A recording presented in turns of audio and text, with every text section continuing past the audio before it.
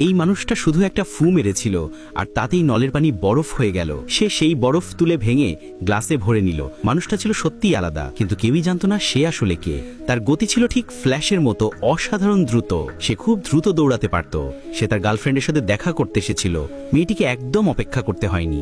দুজনে হোটেলে বসে গল্প করছিল, কিন্তু মেয়েটি ভাবল এই ছেলে কি সত্যি বয়ফ্রেন্ড হওয়ার যোগ্য কিনা। ঠিক তখনই হোটেলে কয়েকজন ছাপড়ি ছেলে ঢুকে পড়ে। মেয়েটি ইচ্ছে করে তাদের সাথে ফ্লার্ট করতে থাকে। তারা হেসে মজা নিচ্ছিল।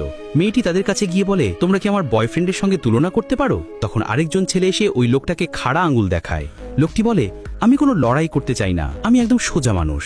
কিন্তু সেই ছেলে তার বুকে আঙুল রেখে তাকে ধাক্কা দিয়ে ফেলে দেয়। লোকটা মাটিতে পড়ে যায়। সবাই হেসে বেরিয়ে যায়। রাগে তার মুঠি আট হয়ে গিয়ে টাইলস ভেঙে যায়। সে দুঃখ করে বসে থাকে। তার গার্লফ্রেন্ড তাকে লুজার ভেবে ছেড়ে চলে যায়। ঠিক তখন সে দেখে সময় যেন খুব দ্রুত এগোচ্ছে। একটি ট্রেন দ্রুত গতিতে আসছে, ব্রেকও কাজ করছিল না। সে লাফ দিয়ে রেল লাইনে নামে এবং পাগলের মতো ট্রেনের পেছনে ছুটতে থাকে। সবাই ভয়ে ছিল। লোকটা দৌড়াতে দৌড়াতে ট্রেনের আগেই পরের স্টেশনে পৌঁছে যায়। ট্রেন থামানোর জন্য সে দুই হাত সামনে ধরে। ট্রেন এসে তাকে ধাক্কা দেয় আর সে ট্রেনের সামনে আটকে যায়। ড্রাইভার হতবাক হয়ে যায়। সে সাহস করে লাফ দিয়ে আবার সামনে দৌড়াতে থাকে। এবার সে আরো আগের স্টেশনে পৌঁছে যায়। সেখানে একটি বড় ওয়াটার পাইপ খুলে নেয় এবং দুই স্টেশনের মাঝে সেটিকে জড়িয়ে ধরে ট্রেন থামানোর জন্য। সবাই অবাক হয়ে দেখছিল। এবারও সে দুই হাত সামনে ধরে দাঁড়ায়। ট্রেন এসে পড়লে ওয়াটার পাইপের জোরে ট্রেন সহজেই থেমে যায়। সে ড্রাইভারকে গুড লাক বলে, কিন্তু হঠাৎ ট্রেন আবার একটু পিছনে সরে যায়। পরে যখন সে অফিসে পৌঁছায়, দেখে সবাই তার ভিডিও ফুটেজ দেখছে।